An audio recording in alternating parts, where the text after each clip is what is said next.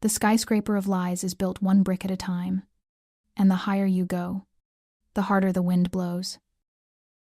They think their bank accounts can defy the laws of physics, believing that gold plating can hide a rotting structure. But when you push against the earth long enough, the earth pushes back with interest. Sometimes, the only thing holding the roof up is the very person you just threw out into the cold. Watch closely, because gravity is about to file a lawsuit that no lawyer can settle.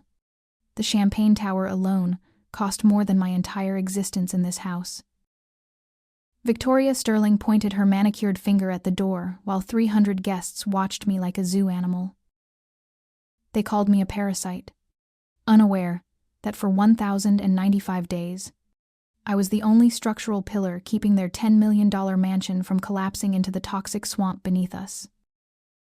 5 minutes left, Victoria laughed, the sound echoing off the marble walls like breaking glass. She ordered security to remove the trash, meaning me. I stood perfectly still, checking the vintage watch on my wrist. Liam Sterling, the man I had protected for 3 years, walked through the expensively dressed crowd. He did not look at me with love or even pity. He looked at me like a liability on a balance sheet that needed to be written off. He threw a stack of papers onto the floor at my feet. Divorce papers. He announced that Sarah was pregnant with a real heir, not a barren witch like me. The crowd gasped, then giggled behind their champagne flutes. I bent down, picking up the papers with my gloved hands. My pulse remained steady. The contract required me to stay until midnight to secure the Vance blueprint hidden in the pressure valve below the foundation. It was 11:55. I signed my name without hesitation. Liam looked disappointed that I did not beg. He wanted tears, but I only had calculations. He did not know that his grandfather, the old patriarch, had buried the Vance blueprint under the north pillar. It required precise atmospheric pressure to release the locking mechanism, a cycle that ended exactly today. By kicking me out, they were not evicting a wife. They were removing the safety valve of a high-pressure boiler. Sarah walked up, placing a hand on her flat stomach. She sneered, whispering that I should take my plants and get out. I looked at the massive crystal chandelier, swaying imperceptibly above her head. I told her to enjoy the house, especially the vibrations. She frowned, too stupid to understand resonance frequency. I turned away, feeling the heavy gaze of 300 people burning into my back. Security grabbed my arm. I shook them off with a cold stare that made them step back. I walked toward the exit, my heels clicking a rhythm that matched the ticking of the grandfather clock. The air in the room felt heavy, charged with static electricity. I stopped at the foyer.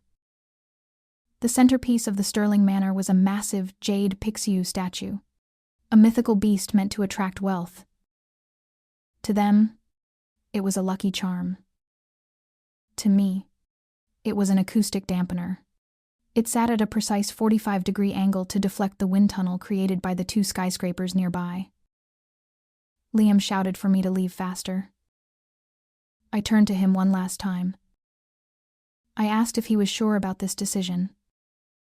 He laughed, throwing a $10 bill at me for cab fare. He told me to buy a sandwich and disappear. I picked up the money. Then I placed my hand on the cold stone head of the Pixiu. This was not magic. This was physics. I applied pressure to the base, rotating the heavy statue exactly 4 inches to the left. A grinding sound vibrated through the floor, felt more than heard. It was done. The wind tunnel was now open. The acoustic dampener was offline. Victoria screamed at me to stop touching her expensive decor. I dusted off my gloves. I told them that I had just opened the window. I walked out the heavy oak doors into the cold New York night. Behind me, The wind picked up, howling through the gap I had just created. It sounded like a woman crying. I had not taken 10 steps down the driveway when the first sound hit. It was a low-frequency hum, the kind that vibrates in your teeth. Inside the mansion, the guests stopped laughing.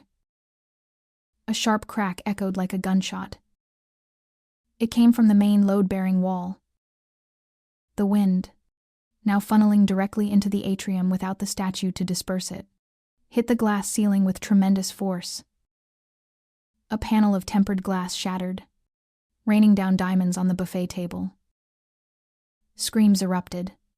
I did not look back. I pulled my coat tighter. The structural integrity of the Sterling Manor was now compromised. Without my daily adjustments to the counterweights hidden in the decor, the house was slowly sliding off its foundation. Liam ran to the door, his face pale. He saw me walking away and yelled, accusing me of sabotage. I kept walking. A black limousine pulled up to the curb ahead of me. The window rolled down, revealing a man with sharp eyes and a predatory smile. It was Julian Black, the rival developer who had been trying to buy the Sterling land for years. He opened the door. He told me that was the most beautiful demolition he had ever seen. I got in. As the car drove away, the lights in the Sterling Manor flickered and died. The curse had begun. Or rather, the engineering failure was finally proceeding as scheduled. They call it a curse because it is easier than admitting incompetence. When the walls start bleeding and the floors start screaming, remember this moment. Is it witchcraft? Or is it just what happens when you remove the only person who knew where the bodies were buried? The structural failure is just beginning, and gravity charges a very high interest rate.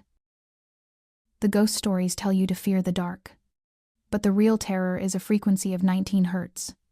It is the sound of the earth grinding its teeth, a vibration too low to hear but strong enough to make your eyeballs vibrate in their sockets.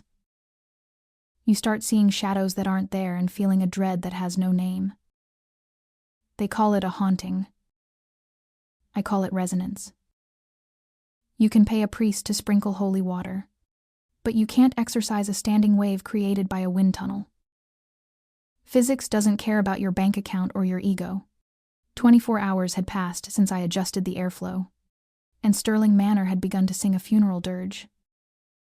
The wind, channeled through the gap left by the rotated Pixiu statue, created a standing wave of low-frequency sound that vibrated the very fillings in your teeth. Sarah sat on the velvet sofa, clutching her stomach as bile rose in her throat. She wasn't just morning sick. She was suffering from exposure to infrasound, a phenomenon that triggers primal fear in the human brain. She screamed that she saw shadows moving in the corners of the room. I watched the live feed on my tablet from the safety of Julian Black's penthouse. She called for a priest. I took a sip of my espresso. She didn't need an exorcist. She needed an acoustic engineer to explain why her optic nerves were vibrating. Victoria paced the hallway, her heels clicking a frantic rhythm against the marble that no longer felt solid. She was on the phone with the tabloids, trying to spin the glass ceiling incident as a renovation accident, but the walls groaned in protest. A hairline fracture appeared on the crown molding above her head, spreading like a spider web. She stopped to scream at a servant for bringing her lukewarm water. That pause saved her life. The 2-ton crystal chandelier, anchored to a beam that had shifted exactly 3 millimeters due to the wind pressure, detached from the ceiling. It crashed into the floor where she had been standing a second ago, sending shards of crystal flying like shrapnel. Victoria collapsed, not from injury, but from the realization that the house itself was trying to assassinate her. The crash echoed far beyond the walls of the estate. On Wall Street, the stock ticker for Sterling Real Estate Group turned a violent shade of red. Leaked footage of the haunted destruction had gone viral, and investors were dumping shares faster than the chandelier had hit the floor. Liam stood in his office, watching $300 million of market cap evaporate in an hour. The board of directors was blowing up his phone, demanding answers about the structural integrity of their flagship properties. He didn't check the foundation. He didn't call an architect. He did exactly what I knew he would do. He blamed the woman he had just discarded. He grabbed his coat and stormed out, convinced that I had planted a bomb rather than simply removing the safety pin. I was reviewing the acquisition papers for a new skyscraper in Julian's lobby when Liam charged through the revolving doors. Security tried to stop him, but he flashed his CEO badge, unaware that his title was currently losing value by the second. He found me sitting by the window, looking calm and expensive. He slammed his hands on the table, accusing me of witchcraft and sabotage. He demanded I return to the manor and fix whatever hex I had placed on his mother. I didn't flinch. I simply pointed out that he was trespassing on private property and that his tie was crooked. He reached out to grab my wrist, his face twisted in the ugly rage of a man who has never been told no. Before Liam's fingers could graze my silk blouse, a hand clamped onto his shoulder with the force of a hydraulic press. Julian Black didn't shout. He didn't make a scene. He simply applied enough pressure to the pressure point on Liam's shoulder to force him to his knees. Julian smiled, a cold, predatory expression that terrified the business world. He informed Liam that touching his senior consultant would result in a lawsuit that would strip the Sterling family of their remaining assets before lunch. Liam looked up, humiliated, realizing for the first time that the power dynamic had shifted. He wasn't looking at his ex-wife anymore. He was looking at the new queen of New York real estate, and he was just a trespasser in her kingdom. Security dragged Liam out of the building while he screamed threats that sounded increasingly desperate.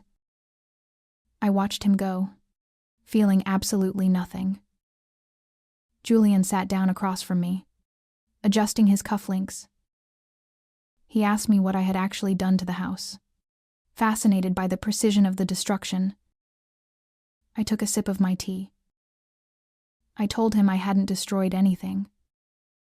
I had simply stopped correcting the inherent flaw in the manor's design. The house was built on a fault line of shifting soil for 3 years. I had been the counterweight. Now, gravity was just claiming what was owed. As we spoke, my phone buzzed with a news alert. The Sterling Manor had just been declared structurally unsafe by the city engineers. The crack was no longer just in the wall, it was in their legacy. They call her a witch because she understands math better than they do. When the ceiling falls on your head, do you blame the person who stopped holding it up? Or the person who built it out of glass and arrogance? You can't sue gravity, and you certainly can't sue the only woman who knew how to cheat it. Desperation has a very distinct smell. It is a mixture of burnt sage and fear. When a man rejects science because the truth is too expensive, he will inevitably buy a lie because it is cheap. They call it spiritual cleansing, but it is actually just a scam artist with a credit card reader. Watch what happens when you try to fix a hydraulic problem with a paper talisman. The price of ignorance is about to be calculated in gallons per second, and insurance does not cover acts of stupidity triggered by greed. Julian Black did not just give me a job, he gave me a weaponized platform. 12 hours after I left the Sterling estate, I stood in the penthouse of Black Corp, wearing a tailored suit that cost more than Liam's car. Julian introduced me to the board of directors not as his new hire, but as the shadow architect who had secretly kept the Sterling Empire standing for 3 years. On the screen behind me, a live drone feed showed the Sterling Manor. It looked like a wounded beast. I pointed to the north wing on the blueprint, predicting exactly where the next fracture would appear based on the soil liquefaction index. The board members took notes, their eyes wide with the realization that the Sterling fortune was built on quicksand. Meanwhile, across the city, Liam was proving my point.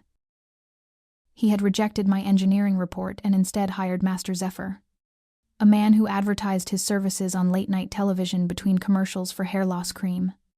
Master Zephyr arrived at Sterling Manor in a cloud of cheap incense and theatrical robes. He walked through the foyer, stepping over the shattered glass of the chandelier without noticing the structural tilt of the floor. Victoria Sterling followed him like a frightened puppy, clutching her pearls. Zephyr declared that the house was infested with dark energy brought in by the evil woman, meaning me. He slapped bright yellow paper charms onto the load-bearing columns, claiming they would hold the spirits back. In reality, he was putting stickers on a crumbling dam. Liam watched, desperate for a quick fix that didn't involve admitting he was wrong. Zephyr walked to the backyard and pointed a trembling finger at the 300-year-old oak tree. He screamed that the tree was the root of all evil, a conduit for demons, and demanded it be cut down immediately to save the family bloodline. I watched the scene unfold from the high-definition security feed I still had access to. Julian stood beside me, sipping scotch. He asked if I was going to stop them. That tree was beautiful, he noted. I shook my head, my expression flat. I explained that the oak tree was not just a plant, it was a biological water pump.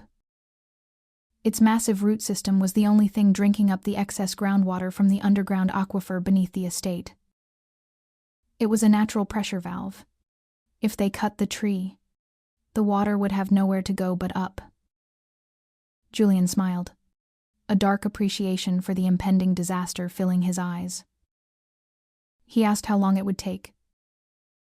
I checked the atmospheric pressure. I gave it 10 minutes after the final cut. We watched as Liam ordered the landscaping crew to fire up the chainsaws. The sound of the chainsaw ripped through the air, drowning out the strange humming noise the house was making. Sarah watched from the balcony, cheering them on, believing that killing the tree would stop her headaches. The blade bit into the ancient wood.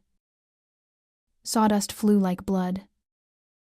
It took them an hour to fell the giant. As the massive trunk hit the ground, the earth shook.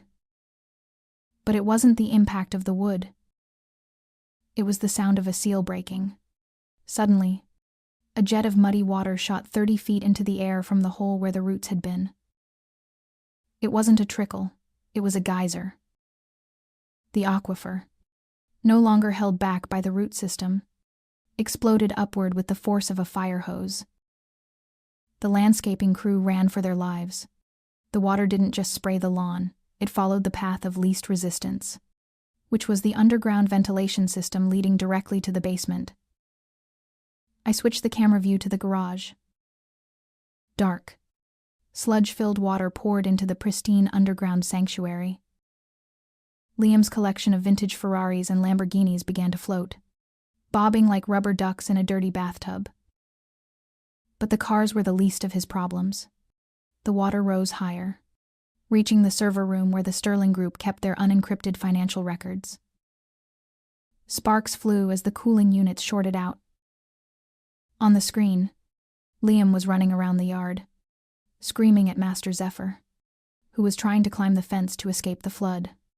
I closed the laptop. The damage was catastrophic and irreversible.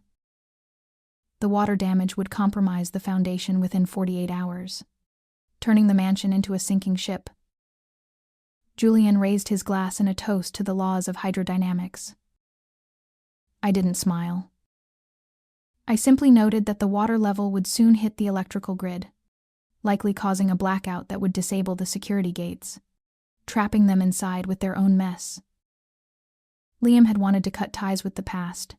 He had succeeded. He had just severed the artery of his own home. Ignorance is not a defense in the court of physics. They cut down the guardian to kill the ghost, only to drown in the reality they tried to ignore. When the water rises to your neck, remember that you held the chainsaw. Do you pray to the god of luck now? Or do you wish you had paid the engineer? The mind is a fragile projector. When you deprive it of oxygen and feed it swamp gas, it starts playing horror movies on the back of your eyelids. They scream at demons, thinking they are being punished for their sins, But the real monster is just a simple carbon atom bonded to 4 hydrogen atoms. You can run from a ghost, but you can't run from the air you breathe. Welcome to the nightmare of your own biology, where the scariest thing in the room is your own reflection. The air inside Sterling Manor had turned heavy and yellow, smelling faintly of rotten eggs and ancient decay. Methane and hydrogen sulfide, released from the disturbed aquifer beneath the foundation, were now pumping through the ventilation shafts like a toxic perfume. Sarah huddled in the corner of the master bedroom, clawing at her own skin until it turned red. She screamed that the wallpaper patterns were turning into snakes and trying to strangle her unborn child. It wasn't magic, it was acute hypoxia and neurotoxicity caused by the gas leak. Victoria fared no better. The matriarch was wandering the flooded hallways in her soaked nightgown, swinging a heavy fire poker at invisible enemies. She claimed to see her dead husband crawling out of the muddy water, demanding repayment for her embezzlement. Her hair was falling out in clumps due to the extreme stress and chemical exposure, littering the expensive Persian rugs like dead autumn leaves. They were trapped in a gas chamber of their own making, terrified of specters when they should have been terrified of the air quality index. Liam sat in his office, wearing a breathing mask he had found in the emergency kit, frantically dialing every real estate broker in New York. The responses were identical and brutal. No one wanted to buy a sinkhole that smelled like a sewer and sounded like a dying whale. The news choppers were circling overhead, broadcasting thermal images of the house that looked like a cold blue tomb against the night sky. One broker laughed and asked if the listing price included an exorcist. Liam slammed the phone down, shattering the screen. His net worth had dropped 40% since the market opened. He realized with a sinking heart that he couldn't fix the house with money because the problem wasn't the decor, it was the physics. He needed the only person who understood the building's respiratory system. He needed Elena. He grabbed his keys, ignoring the hallucinations of black water rising up his legs, and headed for the one place he knew she would be: Julian Black's Victory Gala. The Skyline Gala was a fortress of glass and steel, hovering 1,000 feet above the chaos of the city. I stood on the terrace wearing a gown that looked like liquid silver, holding a glass of vintage champagne. Julian stood beside me, his hand possessively on the small of my back, signaling to the room that I was under his protection. The security breach happened near the elevators. Liam burst through the crowd, looking like a survivor of a shipwreck. His suit was wrinkled, his eyes were bloodshot, and he smelled of swamp water. The elite of New York recoiled, holding their noses and stepping back to create a wide circle. He marched up to me, ignoring the whispers. He grabbed my bare shoulders, his hands shaking violently. He begged me to come back. He said the house was alive, that it was eating his family. He promised to give me anything, if I just made the voices stop. He looked pathetic, a king of a kingdom made of mud. I gently removed his dirty hands from my dress with 2 fingers, as if disposing of a used tissue.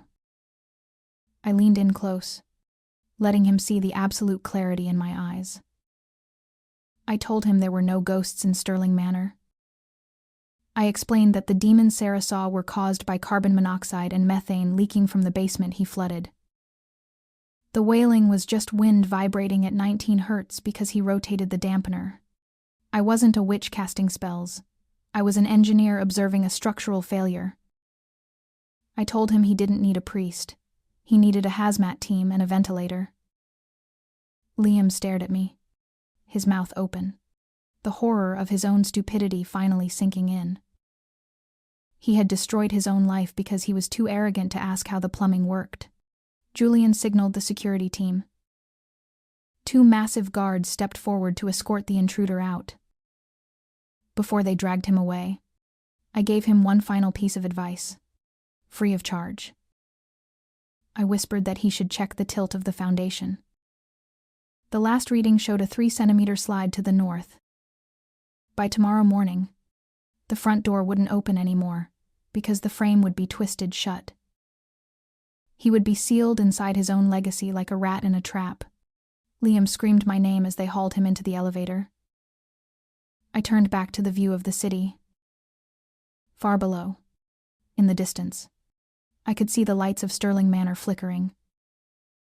Then, they went out completely. The house had finally closed its eyes. We love to blame the supernatural because it absolves us of responsibility. If a ghost ruins your life, it's bad luck. If a gas leak ruins your life, it's negligence. But when the walls start closing in, does the distinction really matter? You are still just a prisoner in a cage that you forgot to ventilate. Sleep tight, and don't forget to check the carbon monoxide detector. Extortion is a clumsy art form usually practiced by desperate amateurs who forgot to check their own closets for skeletons. When you hold a gun to someone's past, you better make sure they aren't holding the detonator to your future. Leverage is not about who has the loudest voice. It is about who has the backups on a secure cloud server. Never threaten a woman who spent 3 years organizing your tax fraud files while you treated her like furniture. The price of silence is expensive, but the cost of exposure is total liquidation. My phone vibrated on the mahogany table of Julian's private jet. It was a video call from inside the quarantine zone of Sterling Manor. I accepted the call, projecting Victoria Sterling's frantic face onto the 60-inch monitor. She was huddled in the master bedroom, her makeup smeared like a clown in a rainstorm. In her trembling hands, she held a small, unglazed ceramic urn. It contained the ashes of my mother. Victoria screamed that she would flush the ashes down the toilet if I did not come back immediately to fix the house and make the ghosts go away. She looked deranged, a woman pushed over the edge by sleeplessness and methane poisoning. Julian looked at the screen with disgust, his hand reaching for his phone to call his security team. I stopped him. I did not need muscle. I needed a Wi-Fi connection. I leaned into the camera, my voice calm and devoid of emotion. I told Victoria that she should be careful with that urn because ceramic breaks easily. Then I tapped a single key on my laptop. For 3 years, while they treated me like an invisible servant, I had been the one filing their receipts. I knew every shell company, every offshore account in the Caymans, and every fake charity gala used to launder money for the Sterling Group. I had just forwarded a 300-page dossier to the IRS and the district attorney. Victoria froze, her eyes darting to the window. Outside, through the thick fog of escaping gas, the red and blue lights of police cruisers began to pierce the darkness. I told her that those weren't ghosts coming to get her. They were federal agents coming to audit her life. The scene at the manor descended into absolute chaos. We watched on the live feed as the police tried to breach the front door. But as I had predicted to Liam, the 3-centimeter foundation slide had warped the door frame, jamming the solid oak entrance shut. Victoria was trapped inside her own fortress, screaming as the police used a battering ram. The heavy thuds vibrated through the camera's microphone. Liam arrived in his car, screeching to a halt behind the police blockade. He ran toward the house, only to be tackled by an officer for crossing a crime scene tape. He watched helplessly as the battering ram finally splintered the door.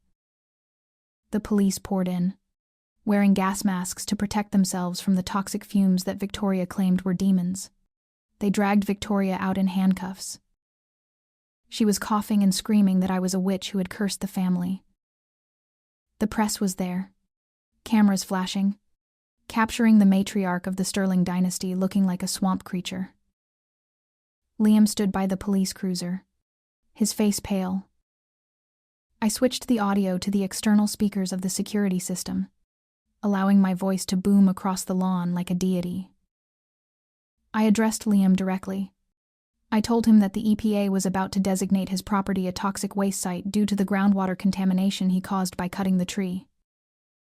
The fines would bankrupt him within a month. He would go to prison alongside his mother for environmental negligence, unless he sold the liability immediately. Liam looked at the security camera, tears streaming down his face mixed with rain. He asked what I wanted. He had nothing left. The stock was zero. His mother was in custody. His reputation was destroyed. I told him I didn't want his money. I wanted the dirt. I sent a digital contract to his phone. It was a deed of transfer for the Sterling Manor and the land beneath it. The purchase price was exactly $1. Liam stared at the screen, his thumb hovering over the button. If he signed, I would take responsibility for the cleanup, saving him from the federal charges regarding the leak. If he refused, I would release the Part 2 of the financial dossier, which implicated him in his mother's schemes. He signed. I saw the confirmation pop up on my screen. The transaction was complete. The house was mine. Liam collapsed onto the wet grass, sobbing. I spoke one last time through the speakers. I told him that he could go to the police station now to bail out his mother, but he should probably save his money for a lawyer. Then I turned to Victoria, who was being shoved into the back of a squad car. I told her she could keep the urn. It was a decoy I swapped out 6 months ago.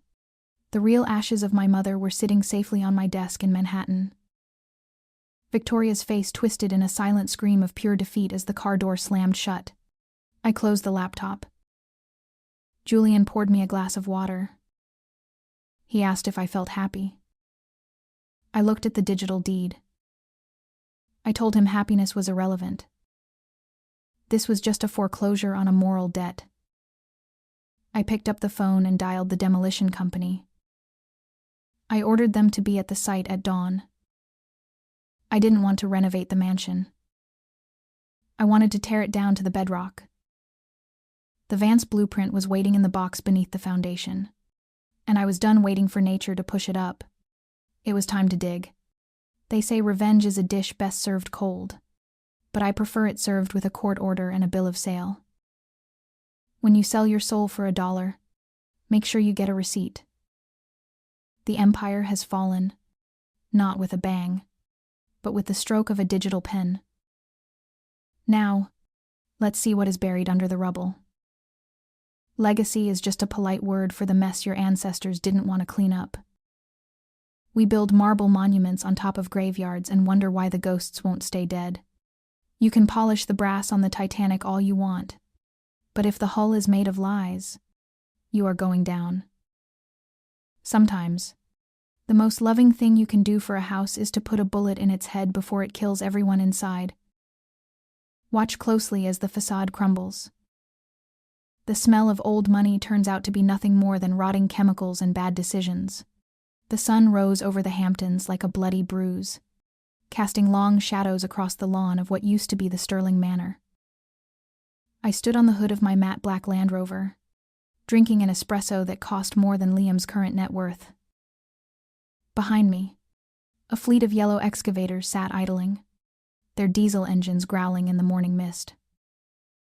At exactly 6 o'clock, I gave the signal. The lead demolition expert, a man I had poached from a mining corporation, dropped his hand. The first wrecking ball swung through the air. It smashed into the master bedroom window, the very room where Victoria had plotted my misery for 3 years. Glass exploded outward like confetti. The sound was deafening, a symphony of destruction that tasted like justice. I didn't flinch. I just checked my watch. We were on schedule to hit the foundation by lunch. Liam arrived 10 minutes later, running past the security barricade like a man possessed. He was wearing the same suit from yesterday, now stained with mud and sweat. He threw himself against the chain-link fence, screaming at the workers to stop. He called it a historical landmark. He called it his birthright. I signaled security to let him through. I wanted him to have a front row seat. He stumbled toward me, his eyes wild, He grabbed the bumper of my car, begging me to spare the library, the West Wing, anything. He claimed there were antiques inside worth millions. I looked down at him through my sunglasses. I told him that the only thing of value in this house was what lay beneath it. And to get to the cure, you have to cut out the cancer. The excavator bucket tore through the floor of the Grand Salon, ripping up the imported Italian marble. Then it dug deeper, piercing the concrete slab of the foundation. Immediately, a hiss erupted from the earth, followed by a plume of yellowish-green smoke. The birds sitting on the remaining trees took flight instantly. A smell hit us, sharp and metallic, like burning tires mixed with bitter almonds.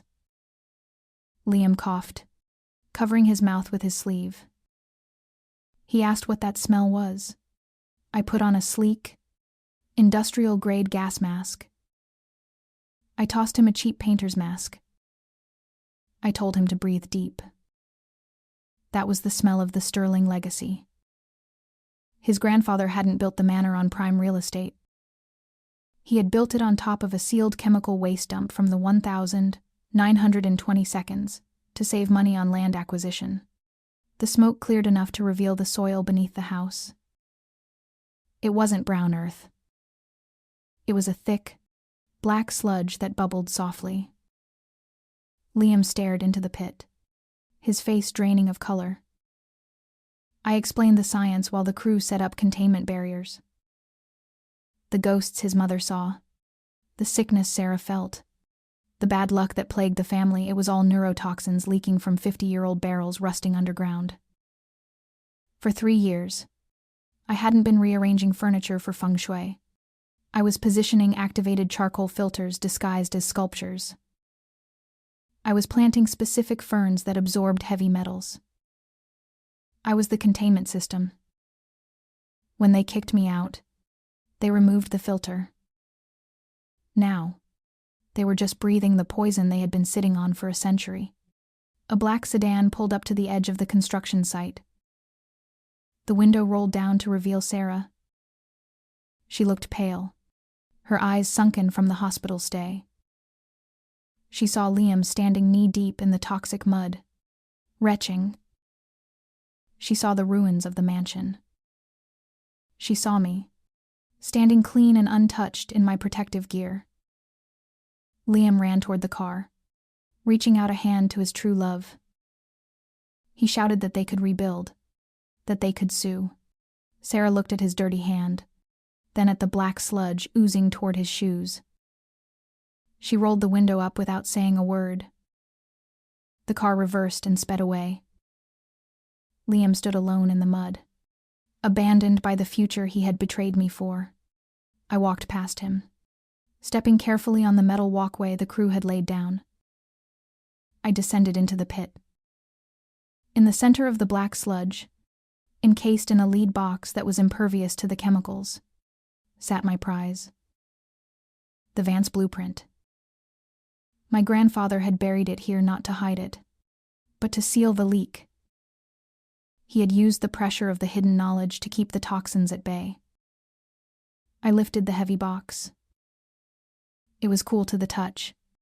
I looked up at Liam, who was now just a silhouette against the rising sun. I told him he could keep the land. The cleanup bill from the EPA would arrive on Monday. It would cost roughly $40 million. I climbed out of the pit, holding the future of New York in my hands.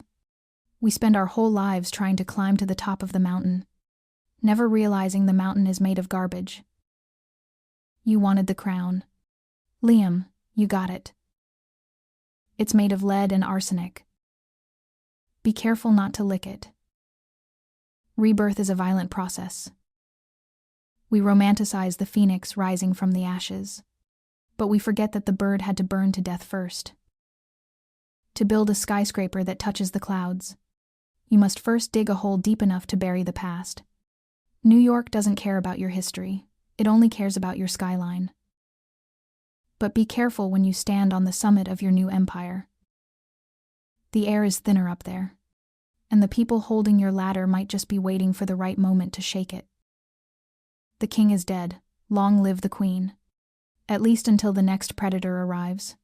3 months had passed since the demolition, and the crater where Sterling Manor once stood had been transformed into the clean, sterile foundation of the future Vance Tower. Liam Sterling sat on a park bench across the street, wrapped in a coat that had once been cashmere but was now stained with the grime of the city streets. He watched the giant holographic projection of the new building spinning in the air, a twisted spire of glass and steel designed to pierce the heavens. He held a newspaper that listed his bankruptcy on page 6, buried under the weather report. The EPA fines had taken his liquid assets. The lawsuits had taken his properties. And Sarah had taken his dignity. He was a ghost haunting the perimeter of his own life, invisible to the wealthy elites, stepping out of limousines to attend the groundbreaking ceremony. The soil he had poisoned was now remediated, replaced with chemically treated earth that smelled of money and fresh concrete. I stood on the podium wearing a white suit that looked sharp enough to cut glass. Julian Black stood beside me, playing the role of the benevolent conqueror perfectly. The press cameras flashed in a strobe light rhythm as Julian took the microphone. He didn't talk about the toxic waste or the scandal. He talked about vision. He called me the architect of the new century. Then, in a move calculated to dominate every headline in the Western Hemisphere, he dropped to one knee. The crowd gasped. Julian pulled out a ring box, not containing a diamond, but a miniature platinum key. He asked me to build the future with him, to merge the Vance genius with the Black capital. It was a proposal of marriage, but we both knew it was a merger-acquisition strategy. I looked at the key, then at his eyes. There was love there, perhaps, but it was overshadowed by a hunger for the blueprint I kept in the lead box. I smiled for the cameras and accepted, sealing the alliance that would control the city's infrastructure. Liam watched from the sidewalk, a primal scream building in his chest. That was his wife. That was his land. That was his life being auctioned off to his rival.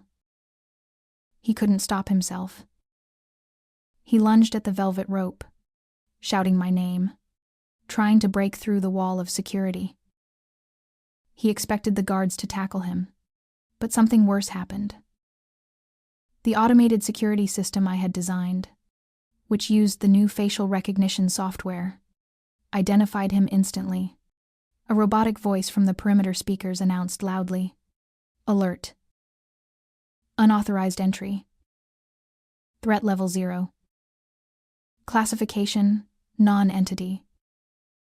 The gate didn't even lock. It just flashed a pitying yellow light.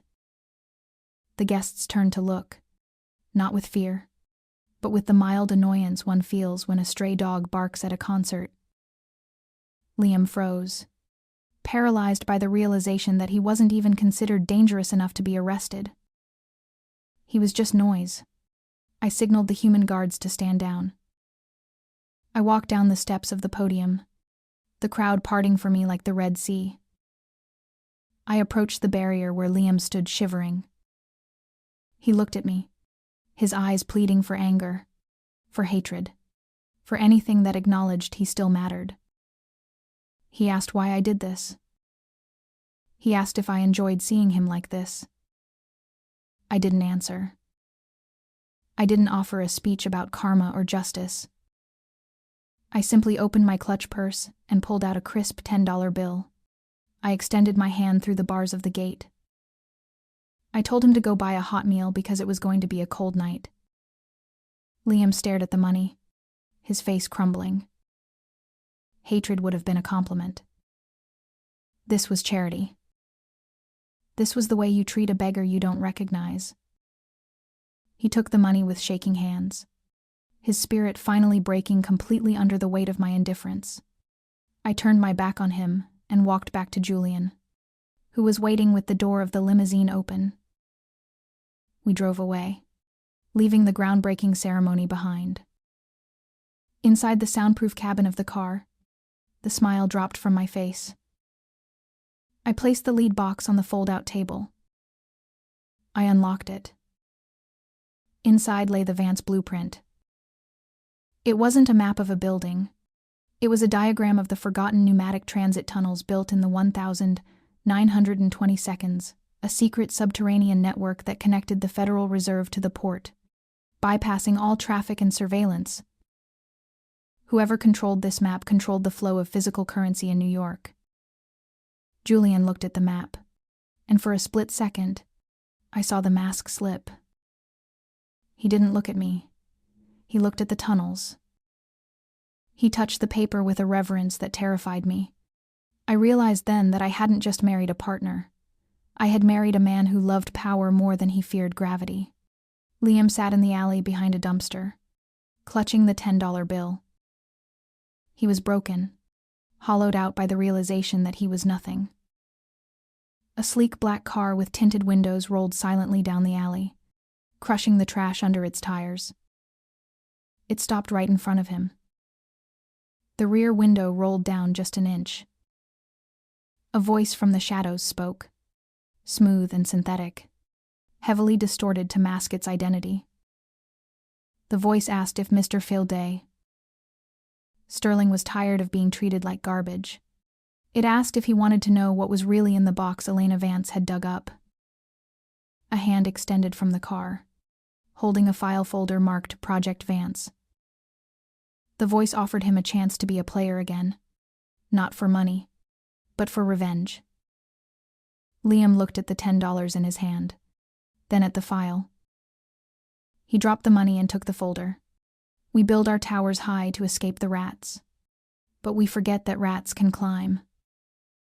And sometimes, the most dangerous enemy isn't the one starving in the alley, but the one sitting right next to you in the limousine, reading your map. The game hasn't ended. The board has just gotten bigger. They say the view from the top is breathtaking, but usually, it is just the lack of oxygen killing your brain cells. You trust the person holding your hand until you realize they are just checking your pulse to see when you die. A contract written in ink can be burned, but a betrayal written in steel is a permanent structure. Step into the box. Going up is optional, but coming down is mandatory.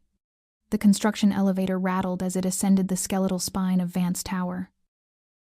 We were 80 floors up, suspended in a steel cage buffeted by the high-altitude winds of Manhattan. Julian Black stood with his back to the glass, blocking the exit. The mask of the loving fiancé had dissolved, replaced by the cold calculation of a corporate raider. He stopped the car between floors with a manual override key. He extended his hand, palm up. He didn't ask for a kiss. He asked for the encryption key to the subterranean pneumatic tubes. He told me that my romantic notion of legacy was cute, but he had investors who wanted to move illicit cargo without customs checks. He admitted that the engagement ring was just a down payment on the map I carried in my clutch. He smiled, a predator thinking he had cornered a mouse in a glass jar. I looked at him, adjusting my gloves. I told him he should have read the prenuptial agreement closer.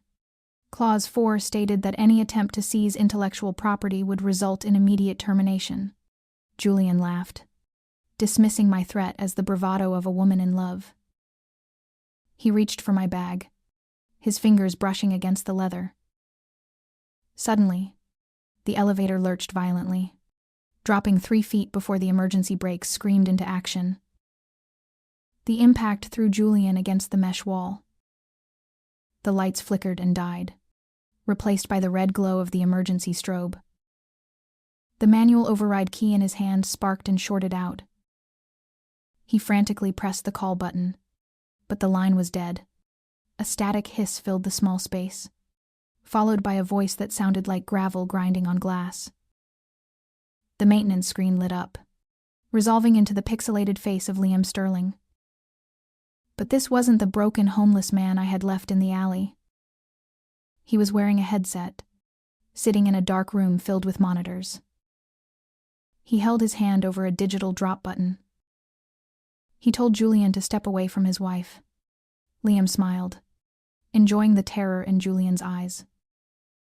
He explained that his new employers had given him backdoor access to the tower's operating system.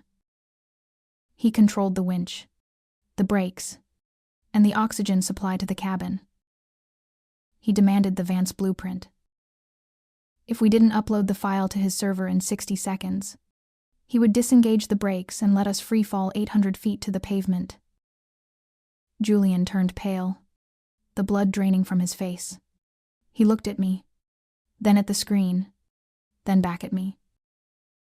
He screamed at me to give Liam the file.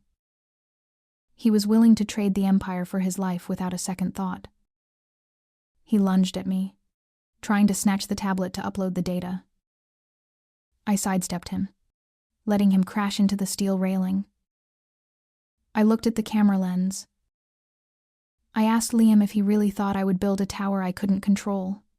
The countdown on the screen hit 10 seconds. Julian was hyperventilating, clawing at the doors like a trapped animal. Liam was shouting for the code. I stood perfectly still in the center of the chaos. I reached into my pocket and pulled out a small, black device that looked like a garage door opener. It wasn't a weapon. It was a signal jammer. But I didn't turn it on. Instead, I pressed a button on the elevator's internal panel that was unmarked. A heavy hum resonated through the floor. The metal mesh of the elevator walls suddenly electrified. Not enough to kill, but enough to create a magnetic field. The screen showing Liam's face distorted, twisted into static, and then went black. The connection was cut. The light stabilized. The elevator didn't drop. It locked into place with a mechanical thud that sounded like a vault door closing. Julian looked around, confused and terrified. He asked what I had done. I explained that this wasn't a standard construction elevator. It was a Faraday cage, a custom-designed enclosure used to block electromagnetic fields. I knew Julian would try to take the map. I knew Liam would try to hack the system. So I baited them both into the one place where wireless signals go to die. Inside this box, no data could get in, and no data could get out. Liam couldn't drop us because his remote signal couldn't penetrate the shield. And Julian couldn't call his security team because his phone currently had 0 bars. I was the only one with the hardwired key. I looked at Julian, who was now just a man in a very expensive suit, trapped in a box with the woman he tried to rob. I told him the engagement was off. I walked to the control panel and inserted my physical key. The elevator began to descend, but not to the ground floor. It was heading to the basement level, where the police were waiting. I had triggered the silent alarm the moment Julian stopped the car. I looked at him, slumped in the corner, defeated by physics. I told him that in the world of engineering, we call this a stress test. He had failed. As the doors opened to the flashing lights of the police cruisers, I stepped out. Julian was arrested for attempted corporate espionage and kidnapping. I walked past him without a glance. My phone buzzed. It was a text from an unknown number. It was Liam. The signal block had lifted. The text read that this wasn't over because he wasn't the boss. I deleted the message. I knew it wasn't over. I had just cleared the board of the pawns. Now I had to find the king. A trap is only a trap if you don't know how to pick the lock. They thought they were playing chess, but I was playing engineering. When you try to corner a woman who builds skyscrapers, make sure you aren't standing on a trapdoor she designed. Going down, every chess game ends with a checkmate, but the real victory is when the board itself swallows your opponent. We spend our lives fearing the monsters in the dark, only to realize that the most dangerous creature is the one who controls the light switch. You can hold a gun, you can hold a hostage, and you can hold a grudge. But if you do not hold the master key to the infrastructure, you are just a tourist in someone else's kingdom. Watch closely as the final door opens. It does not lead to a treasure room. It leads to a vacuum chamber. The inauguration of Vance Tower was a spectacle of light and steel. But the real event was happening 300 feet below the lobby. I stood in the subterranean terminal of the pneumatic transit system, a secret station built of polished concrete and cold ambition. The air was thick with the hum of massive ventilation fans. The man who called himself the architect, but was really just a thief named Silas Thorne, stood across from me. He was an old rival of my grandfather, a relic of a bygone era of brute force. He held a suppressed pistol to the back of Liam Sterling's head. Liam was on his knees, bruised and weeping, wearing a janitor's uniform that was too big for him. He looked like a discarded toy. Thorne demanded the activation sequence for the transit tubes. He wanted to use the high-speed network to move gold bullion underneath the police checkpoints. He smiled, his gold tooth glinting, and told me that if I didn't open the gates, he would paint the walls with my ex-husband's brains. I looked at Liam. There was no love left. Not even pity. He was just a variable in an equation I had already solved. I walked to the control console, my heels echoing in the vast silence. I told Thorne that he was right.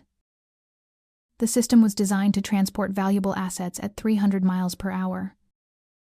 It was the fastest way to move anything across the city. I typed in the code. The massive blast doors of the main pressure chamber hissed open, revealing a sleek, capsule-like pod large enough for 10 men. Thorne laughed, a sound that grated on my nerves. He shoved Liam aside, letting him fall face first onto the concrete.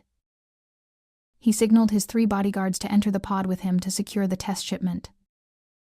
They marched in, arrogant and victorious, believing they had just hijacked the veins of New York City. Thorne stood in the doorway of the pod, waving the gun at me. He told me I was a smart girl for cooperating. He promised to send Liam back to me in pieces as a thank you gift. I didn't flinch. I simply pressed the red button on the console labeled Purge. The blast doors slammed shut with a bone-shaking thud, sealing them inside the airtight cylinder. Thorne's eyes widened in realization through the thick glass port. I picked up the microphone. I informed him that I had rerouted the destination coordinates.